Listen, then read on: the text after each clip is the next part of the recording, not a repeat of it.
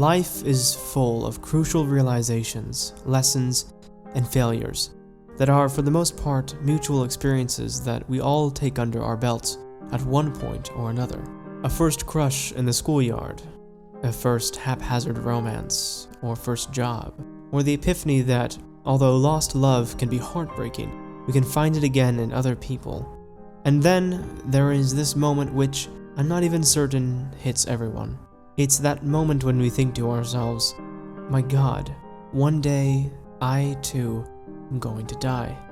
It could have been brought on by a cherished household pet that suddenly departed from our lives, or a family member, perhaps an acquaintance, a friendly face that we'll never see again. And we think to ourselves, how unbelievable it is that they've just vanished from our day-to-day lives, despite being alive in our thoughts. At some point or another, the gravity of that realization comes full circle, and we realize that one day, you, I, we will be that familiar face that disappears, that loved one which gave so much, brought so much before departing from this world. Mortality is the elephant in the room that never leaves. So go out and live a life that will be difficult to forget, because in the end, we either make ghosts of ourselves or memories. Welcome to the third installment of the White City Ripper. My name is Harlequin Grimm, and these are the stories of monsters whose voices are lost in history. And this is Mania.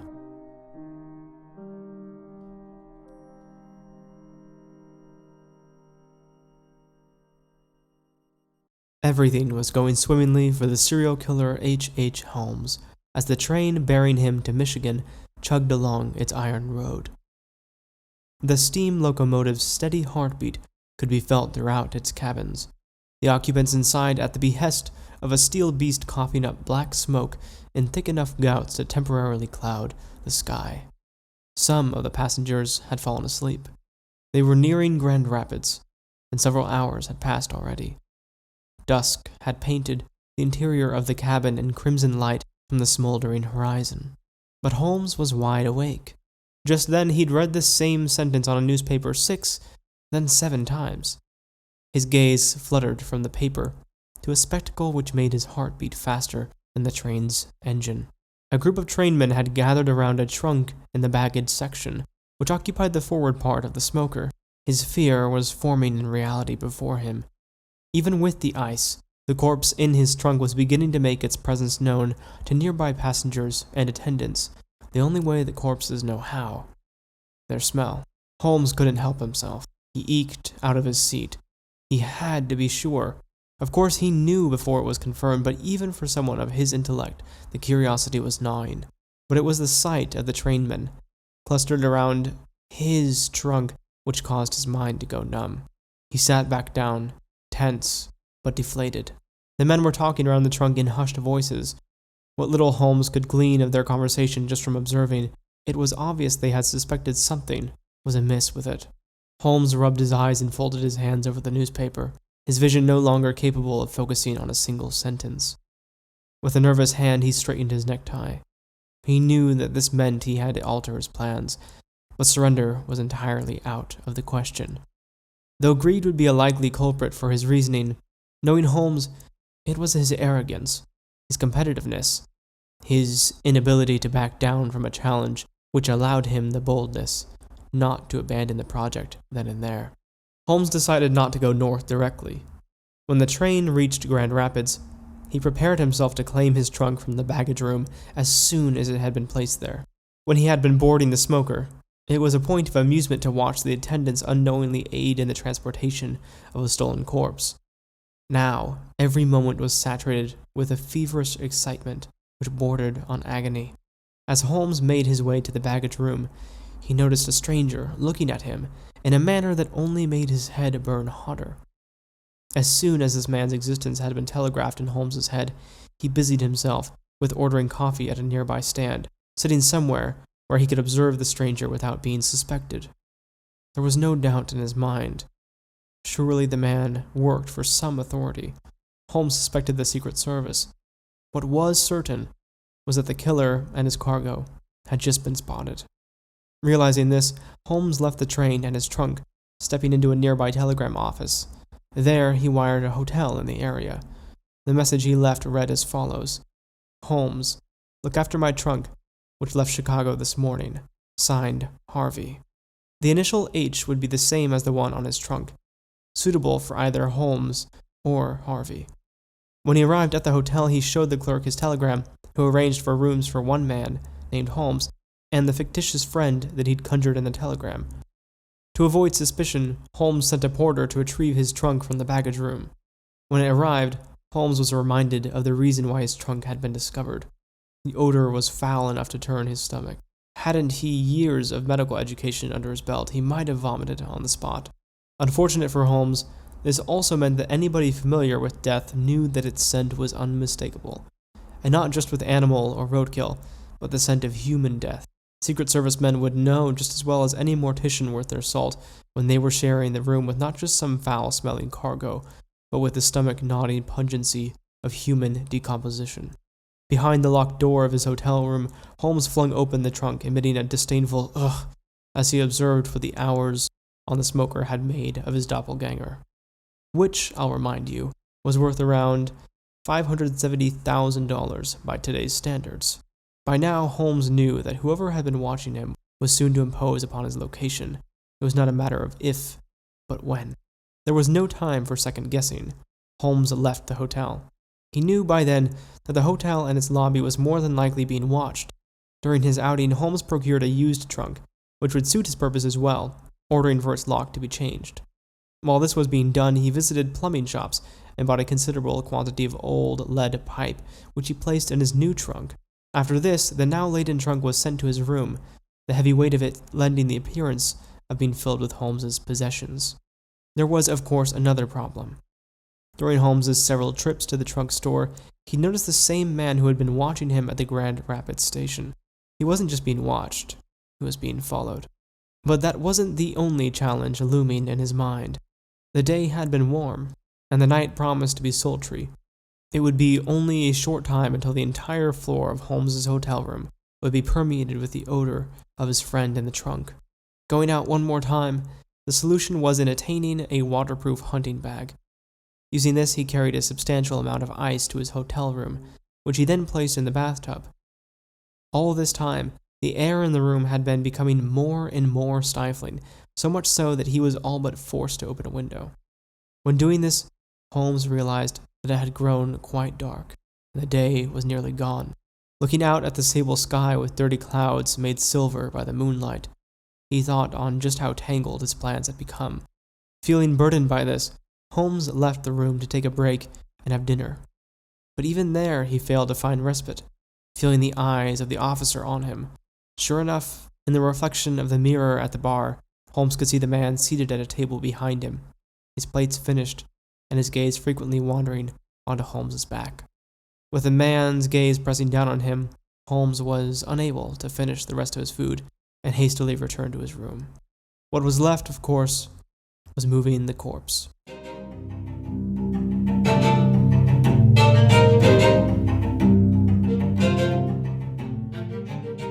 With the tub repaired, Holmes steeled himself and opened up the trunk.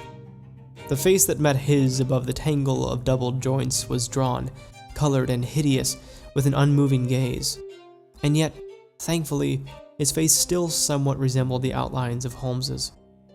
With a little longer rumination, Holmes reminded himself that what he was actually staring at was at least $570,000. What he was looking at wasn't just a maturing corpse, but a maturing investment soon to be sprung into a massive profit.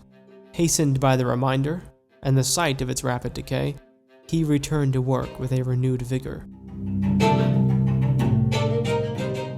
The body, stiff, rubbery in his arms, seemed a stubborn object.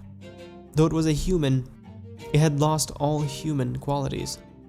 Though it resembled a man, it felt wholly empty and devoid of all the things which it means to be a man. Once it had been set in the tub, Holmes was brought to a state of solemn reflection one more time. It's here that Holmes breaks away from his well-to-do manner of speaking, giving his readers a poetic surprise. He wrote, "There in the twinkling light of a solitary gas lamp lay all that was mortal of I knew not whom. I claimed him as my own, and as I studied the now rigid form, strange questions arose and floated across my mind. Who was he? What had he been? Was he a father? A lover? Was his absence from home noted? Was he cared for? Such thoughts troubled me but little before, and yet, as he lay there on his frozen bed, I, seemingly fascinated by the awful solemnity of death, did not seem able to tear myself away." Holmes reached out, no longer in repulsion, to hold the arm of the man beside him as if to try and feel that soulful presence which was missing from his body, feeling at once both the loneliest and strangest creature alive. The perplexities of facing mortality had never weighed heavier on Holmes as they did now. Yet it brought no clarity to his thoughts regarding past schemes, victims, and even future endeavors which had been dimly plotted. The fluttering light from the gas lamp cast both Holmes and the corpse's silhouette against the faded wallpaper of the hotel bathroom, the flimsy shadow of their heads stacked like dark mirrors of each other. In the roaring silence of this deathly contemplation, a door slowly opened. Before Holmes could react, he was given the opportunity to look straight into the eyes of the stranger which had been watching him all day, only now it was over the glittering barrel of a pistol. Though not a word was uttered between them, both of them instinctively turned towards the object which had caused all the havoc. "Consider yourself under arrest, sir," said the officer. "I am at your service," Holmes replied. He knew it would be useless to attempt conclusions with him in such a small room. While the officer was preparing iron handcuffs from his pocket, Holmes set himself upon considering a means to stall the situation. By the time the officer had guided Holmes into the next room, his pistol leveled at him with one hand, he was ready. By the merry little twinkle in his eye, I can see his character as though it lay printed before me on an open page. It's a part of my game, and I intend to play my hand as well as I know how. He seems to hold a good one, too, but as I have the greatest ace, money, I know that it's worth the while to play it as best as I can."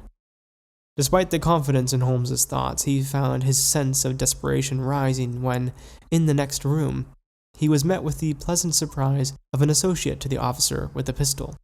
The associate, much smaller than the man with the pistol, gave Holmes a wink. "John, go to the station house and wait until I send for you, but do not say anything until you get word," his captor said to the other. Once John had left, the officer with the pistol turned to Holmes. "It looks very much like the rope for you," he said.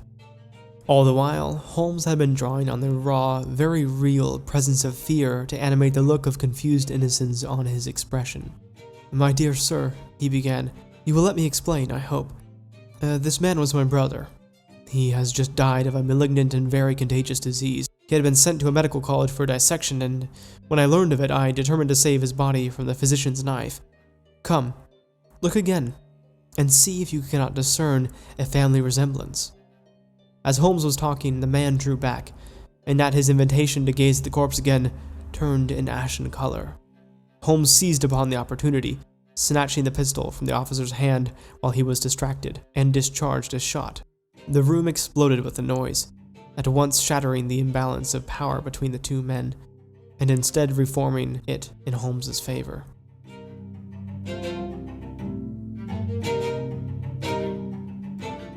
Holmes barked for the man to get to the window he'd opened earlier, ordering that he would fling himself from it to save his life if it was any use to him.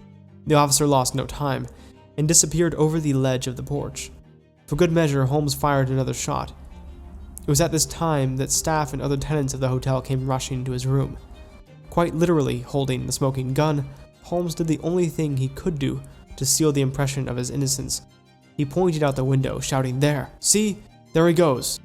With this moment of their attention drawn to the window, Holmes quickly shut the bathroom door, resisting the urge to breathe a sigh of relief while the crowd craned their necks just in time to see the detective disappearing out of sight.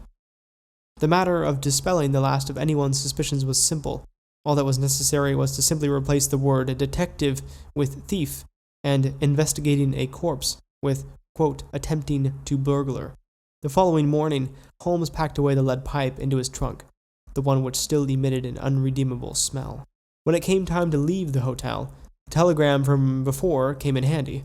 as Holmes explained that the trunk which contained the lead pipe belonged to his friend Harvey, who would be arriving later. Careful to avoid attention, Holmes boarded another smoker, with the corpse now repackaged in another trunk. Despite the smell being still a factor working against him, for now Holmes had bought time. Betting on the fact that the detective had not seen him board this train, he would surely go back to the hotel, and upon finding Holmes's locked trunk weighed by the pipes, would await his return. As fate would have it, this would not be the last leg of Holmes's journey. He would step out of the train several times, once to confirm his suspicion of telegrams being sent out to alert police stations of his crimes, and another to purchase a carriage and carry the trunk himself for a dismal 7 hours to another town, and a third time, after boarding a freight train, to, quote, freshen up his subject with a combination of ammonia and other chemicals obtained from a grocer. This he did in the privacy of a baggage room, with much wheezing and dry heaves. While Holmes was applying his personal concoction, somewhere along the freight train, one of the fish plates, connecting one part to the next, was rattling. It was a peaceful ride for most passengers, of quiet conversations, of monotony, of a packaged lunch being unwrapped in preparation for the long journey ahead. And then, the fish plate, a bolt which secured the train's safe passage, had come loose from its connection, a simple act of negligence causing a fatal disaster. The freight train separated into two halves. Holmes felt his back hit the roof of the baggage room, struck into a daze as the train car ditched the rails and tumbled perilously across the earth. Our serial killer escaped from the train to find countless wounded and several dead, sprawled across the wet grass which bordered the rail tracks. Before overcast skies and a breaking dawn, Holmes set about to use his surgical training to tend to the scores of wounded. There are many moments in this story which feel fated and beyond coincidence. Oftentimes, our prejudice of evil disallows us from seeing the graceful chances which are lent to nefarious individuals as well. Upon returning to the wreckage after the wounded had been looked after, Holmes found countless packages, cases, and trunks with their casings destroyed and contents strewn about. And yet, of the mere 2 or 3 which remained relatively and wholly undamaged, Holmes's trunk was one of them. And there, in the wan light of a disastrous dawn, did Holmes spot the sight of an oncoming train sent to attend to the catastrophe.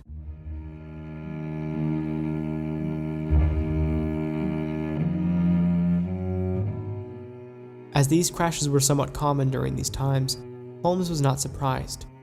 He did, however, feel the hairs on his spine rise up in that familiar patter of his nervous heart as he realized with an uncanny accuracy that the detective would, no doubt, be aboard that very train.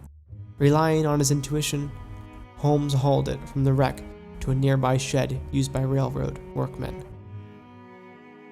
When the oncoming train stopped, and the detective found him amongst the victims of the crash, the two looked at each other not unlike embittered friends after a long silence without redemption. Holmes with no place to run, and the detective with no backup. The two approached each other calmly and moved their discourse to the shed. It was here that Holmes and the detective reached an agreement. The sum must have been large enough, as it had convinced the detective who had just chased him to hell and back to forfeit all remaining efforts.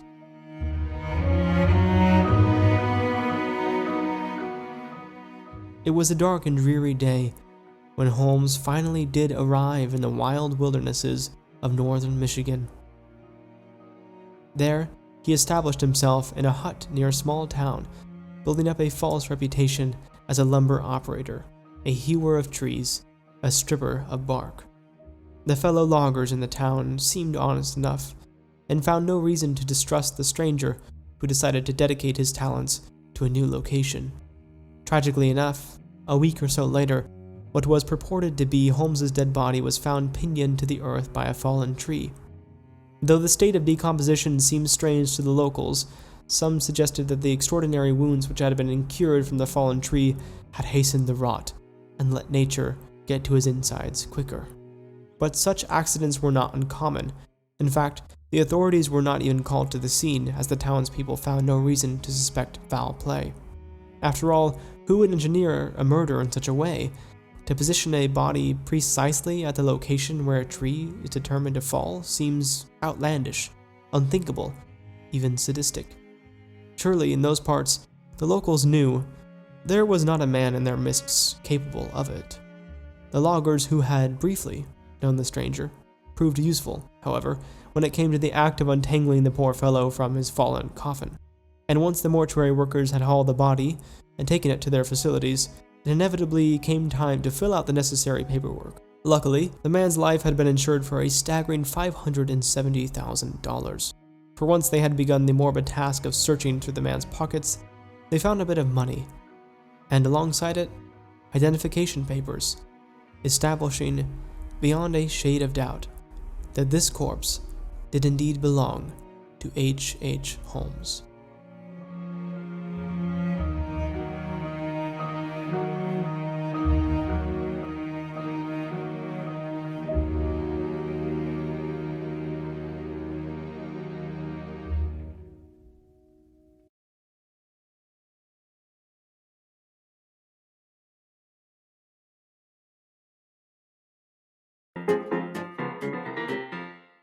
Hello and thank you for listening. But before we finish wrapping up this victim and sending it off to the podcast's annex, I'd like to take a moment to thank all of those who support the show. If you don't know already, you can go to patreon.com/mania to support me and the podcast, and there you'll find subscriber-only exclusives. Patrons are people who keep the show thriving in a very direct way, and without them, the show simply is not possible. But this week, we also have an exciting new sponsor. As some of you may know, the only thing I like more than morbid stories is coffee. I have a feeling that some of you do, too. 421 Coffee ethically sources all of their beans. Coffee can be a nasty business, with companies who lie about their products being fair trade.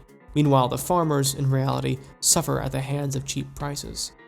421 bravely sells their product at a slightly higher margin to pay their farmers a fair price, delivering an incredible product that is both delicious and morally acceptable, which these days is pretty rare.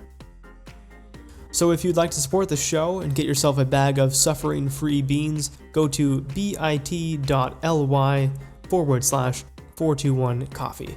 That is bit.ly/421coffee. And don't forget to type in my last name, Grimm, at checkout to receive 10% off your order to take a little suffering out of your own. And if supporting Mania directly isn't your thing, sharing the episodes, telling your friends, and talking to your family, spreading it around your death cult, whatever you do, it's all fantastic. So thank you very much for enjoying the show. This was our third installment in the White City Ripper series. As with the other episodes concerning Mr. Holmes, I plead my innocence in fabricating any crucial details concerning the people, locations, and times. What scenes, drama, or depictions which fill the awkward silence of history are taken with little liberty, and would do little to affect the truth of Holmes's own account. For this episode's arrangement, I actually found myself cutting down on what I felt were unnecessary scenes, though they were mentioned briefly. The passage of time in which Holmes drove a carriage for 7 hours was focused on more heavily in his autobiography, likely owing to the fact that this particular memory is one of the most potent ones, I'm sure. I've smelled my fair share of decomposed corpses, but thinking about being subjected to that scent for longer than 1 hour, let alone 7, is excruciating. In extreme cases, such as the corpse which Holmes was ferrying, the smell is not something you can, get used to in any short or long span of time. In fact, these odors can be so heinous that I'll find myself smelling them long after I've been removed from their origin. It could be even days later, as the memory itself is strong enough to produce a sort of phantom smell. But enough about smells. In fact, I think that's a fine place to wrap up this episode neatly. So, once more, I'll thank you sincerely from the bottom of my dark heart for joining Mania. I do sincerely hope you'll join me next time.